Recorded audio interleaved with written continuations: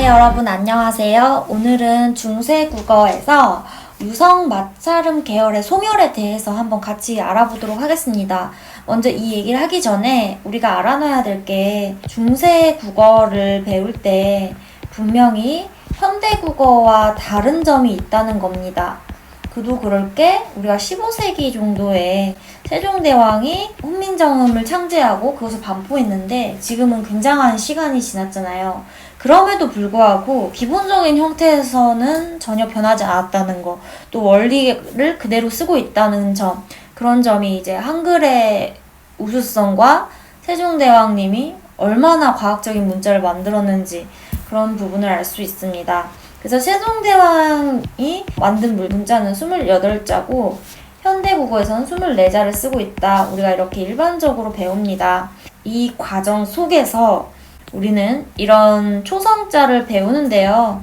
여러분들이 이 전청, 차청, 불청, 불을탁, 아음, 설음, 순음, 치음, 후음, 반설음, 반치음까지 이어지는 이 초성 체계를 먼저 배우고 그 다음에 어떤 자음 또는 모음이 사라졌는지 그것에 대해서 배우니까요. 여러분들이 이 부분도 먼저 학습을 해주시면 됩니다. 현재 우리에게 너무 익숙하게 쓰고 있는 자음들도 보이고 여기에는 보이지 않는 자음들도 있습니다. 예를 들면 이런 것들은 지금 현대국어에서 쓰이지 않는 예시들 중에 하나입니다. 자, 그러면 오늘은 사라진 유성 맞차름 계열에 대해서만 설명을 한다고 했잖아요. 이것의 세 가지는요, 바로 이것들입니다. 이것은 순경읍 비읍이라는 것이고요. 이것은 반치음, 그 다음에 이것은 음가가 있는 옛 이음입니다. 여러분들이 이거 세 가지에 대해서 오늘은 저와 함께 학습을 해보도록 하겠습니다. 먼저 이 순경읍 비읍이라고 우리가 배우는 이 글자에 대해서 생각을 해봐야 되겠죠? 이 순경읍 비읍 같은 경우는요, 우리가 지금 쓰는 비읍 아래에 이응을 붙인 것입니다. 그래서 이거는 제가 표준 중세 국어 문법론에서 이제 발췌해온 내용인데요. 이 글자 운용에 대해서 이런 내용이 있습니다. 이응을 순음 아래 이었으면 순경음이 된다라고 해서 순음은 지금 말하는 양순음입니다. 우리가 입술 소리로 배우는 지금의 단어들한테 순경음을 그대로 아래 이어 써주는 겁니다. 그럼 뭐가 있을까요? 브, 프, 무, 뿌 이런 식의 것들이 있습니다. 여기에 이응을 그대로 넣어주면 순경음이 됩니다. 그래서 순경읍 비읍, 순경읍 피읍, 순경읍 미읍, 순경읍 쌍비읍 이런 식으로 우리가 쓰는데요.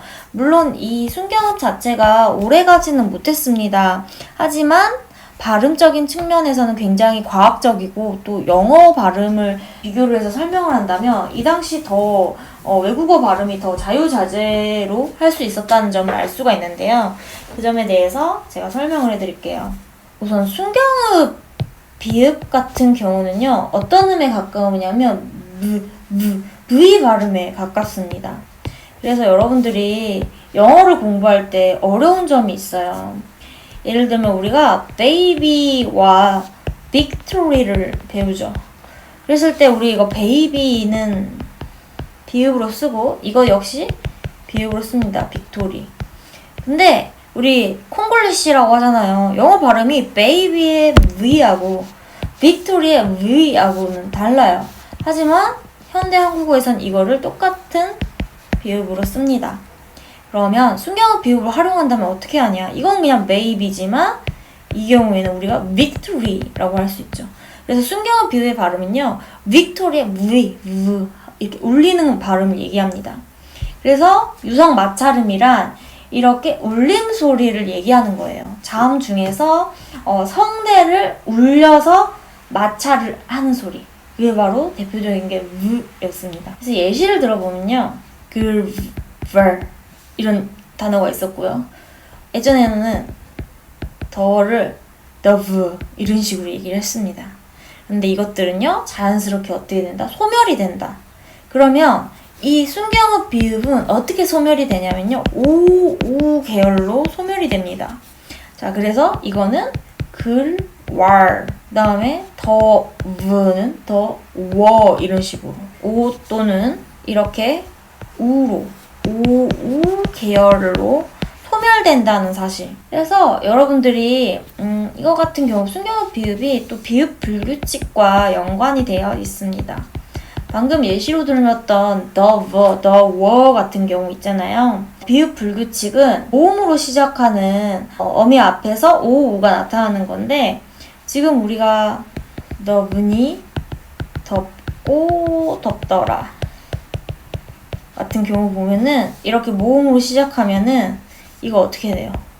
더 워가 되고 더 우니가 되죠. 이렇게 오우로 변하는 이런 불규칙이 사실 중세국어의 토대가 됐다는 겁니다. 지금 중세국어의 문제의 추세가 현대국어랑 비교해서 우리에게 시사점을 이끌어내는 부분이 많거든요. 그래서 우리가 알고 있어야 됩니다. 뒤에 자음으로 시작하는 어미가 오면 덥이 되지만 여기서 비읍 불규칙이 일어나는 이유는 이 중세국어 때 순경읍 비읍을 가지고 있다가 모음 어미 앞에서 이것이 소멸됐기 때문이구나. 우리가 이렇게 볼 수가 있습니다. 자, 여기까지 아셨죠? 그리고 뭐 덧붙여서 얘기를 하자면 이런 순경어 피읍 같은 경우도 많이는 쓰이지 않았지만요. 이런 경우를 생각하시면 됩니다. 이것도 패션이라고 하고 이것도 패션 이렇게 쓰죠. 그리고 이렇게 발음할 수 있습니다. 하지만요. 우리가 패션 열정과 옷의 유행을 말하는 패션은 다르잖아요. 이것도 어떻게 할 수 있어요? 패션 이렇게 표현을 해야 더 정확한 발음이 되는 겁니다. 패션 이런 식으로요. 그 다음에 뭐 또 다른 예시는 lady 이렇게 쓰죠. 자, lady. 근데 이거 같은 경우는 어떻게 읽을 거야? radio. 똑같이 리을로 쓰지만 예전에는 쌍이응, 쌍니은, 쌍히읗, 쌍리을 이런 것들이 있었습니다. 이것 같은 경우는 쌍리을, 라디오 이런 식으로 써야 더 비슷했다는 거예요. 그리고 또 재밌는 게 약간 전라도든 이렇게 좀 지방에 가면은 이모를 어떻게 얘기하냐면 이모 막 이런 식으로 얘기해요. 이모 이것도 역시 이런 쌍이응의 발음으로 역시 표현할 수 있다는 거예요. 이 한글로 닭울음 소리, 바람 소리 모두 다 표현을 가능했다는 겁니다. 특히 어린아이의 소리까지도. 처음에 중세국어가 창제됐을 때는 더 다양한 발음을 지금보다 할 수 있었다는 사실도 우리한테 전달해주는 어떤 의미가 있습니다. 그 다음에는 뭐가 있냐면 반치음이 있습니다.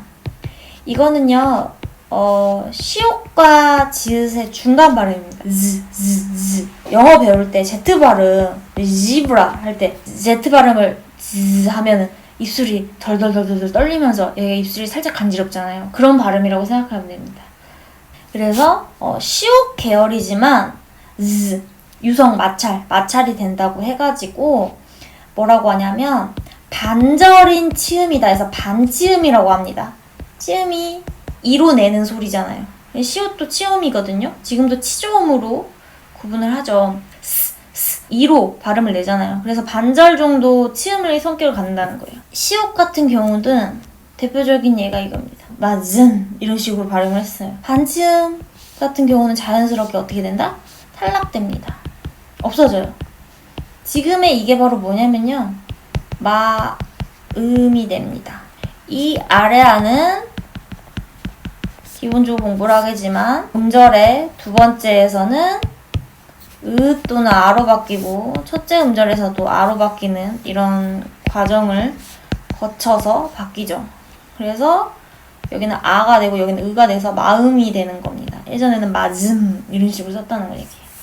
지금 얼마나 현대국어랑 비슷한 면이 많은지 몰라요. 그 다음에 이거 같은 경우도 사지 이거는 뭐야? 사이. 그래서 이거 자연스럽게 어떻게 됐다? 탈락했다. 그 다음에 여즈 이것도 어떻게 돼요? 탈락돼요. 우 이런 식으로. 그래서 이런 식으로 탈락되는 예시가 있고 또 사람들이 하는 말에 어우 저 불려시 막 이런 식으로 얘기하잖아요. 시골 방언에서는 여시라고 하던가 여수라고 하던가 이런 식으로 바뀌거든요. 그래서 반치음이 예외적이지만 굉장히 예는 드물지만 시옷으로 바뀌는 경우도 있습니다. 또는 지읒으로 바뀌는 경우도 있습니다. 예를 들면 지읒으로 바뀌는 경우는 쌈질 이런 단어가 쌈질로 바뀌고 손즈라는 발음이 손조로 바뀌고 발음을 해보면 이 Z 발음이 즈 하는 발음이 좀 불편해요. 그리고 뭔가 시옷 또는 지읒으로 발음되거나 탈락하는 경향으로 발음되는 게 사실 경제적으로도 편하기 때문에 이런 식으로 탈락이 일어나는 겁니다. 역시 아까 순경어 비읍이 비읍 불규칙 용음과 관련된다는 얘기를 했는데요. 여기서 이 반지음 또한 시옷 불규칙과 굉장히 관계가 깊습니다. 예를 들면 지지저, 지즈니, 짖고, 짖더라 이렇게 썼습니다. 뒤에 자음으로 시작하는 어미가 오면 뭐가 받침이 시옷이 와요. 하지만 모음으로 시작하는 어미가 이렇게 와주면요. 우리 기본 형태가 뭐가 돼요? 이게 되는 것입니다. 이런 식으로 불규칙하게 썼다는 거예요. 근데 이게 지금 어떻게 됐어요? 탈락했죠. 없어졌죠. 그래서 현대국어에서 어떻게 써요? 지어, 지은이, 짖고, 짖더라 이런 식으로 쓰는 겁니다. 그러면 현대국어에서는 어떻게 이것에 대해서 설명을 하냐? 뒤에 자음으로 시작하는 어미가 올 때는 짖의 형태를 갖고 모음으로 시작하는 어미가 올 때는 시옷이 탈락한다. 그럼 우리가 이거를 생각하면 그냥 탈락이다 외우고 또 그냥 그런가 보다 이렇게 썼지만 사실 우리 중세국어 배우는 이유가 이러한 원인에 대해서 한번 생각해 볼 수 있다는 거예요. 아, 중세국어 때는 반지음이 있었는데 반지음 자체가 소멸됐기 때문에 모음으로 올 때는 탈락한다고 규정을 했구나. 이렇게 이 불규칙 용언에 대한 어떤 이해가 깊어지는 그런 부분이 바로 이 유성 마찰음 계열의 소멸 공부 부분입니다. 그 다음에 이것 같은 경우는 옛 이응이라고 합니다. 옛날의 이응인데요. 우리가 지금도 이응을 쓰죠. 근데 이게 구분되는 게 옛 이응 같은 경우 이렇게 꼭지가 있어요. 그리고 예를 들면 이 순경읍 비읍 같은 경우는 세조 때 이미 15세기 중반 들어가서 많이 사라지고요. 거의 소멸됐다고 볼 수 있고요. 이 반치음 같은 경우도 한 16세기 정도 되면 소멸합니다. 이때부터 탈락하기 시작합니다. 거의 없어요. 옛 이응의 변화가 16세기부터 나타난다. 이 옛 이응은요, 지금은 우리가 아이라고 하면요, 아이 이거랑 똑같아요. 이응은 음가가 없어요. 음가로 치지 않습니다. 이거 가장 기본적인 현대국어 배울 때 내용입니다. 근데 옛 이응 같은 경우는요, 이라는 음가가 있었어요. 이라는 음가. 그래서 이것을 이렇게 구분을 했지만 사실 이렇게 구분하는 게 어렵죠. 잘 보이지도 않아요. 옛 이응은 사실 옛 문헌 보면은 조그맣게 점이 찍어져 있는데 눈이 잘 안 좋으면 이게 잘 안 보여. 그래서 이것의 통합이 이루어집니다. 우리가 이같이 이응이 초성이 올 때는 발음하지 않지만 종 같은 경우는 분명 조와 다르잖아요.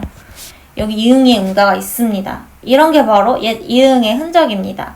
그래서 후음에 왔을 때 우리가 이라는 발음을 하게 되잖아요. 이건 옛 이응에서 온 겁니다. 그래서 옛 이응은 어떻게 바뀌었냐라고 보면 조금 더 자세하게 들어가면 이렇게 그냥 탈락을 해버려요. 여기서 보면은 그러니까 라는 발음이 있었겠지만 그러니까 이제 이런 식으로 쓰거든요.